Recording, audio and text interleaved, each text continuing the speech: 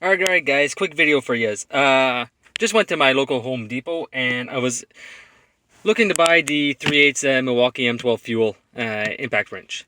Now, typically this wrench alone, just a tool, is $150. And then you would have to buy the battery kit, and the battery kit itself runs you about another, if I'm not mistaken, about $100. So it's about $250 for the kit. So I was like, oh, I'm gonna go into my local Home Depot. I want to see if there's any specials going on because I seen that on the flyer that there was.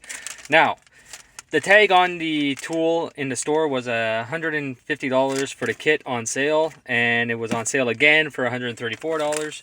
So I'm like, oh, $134, not too bad. I get up to the cash and it gets scanned in at $98 for the whole kit.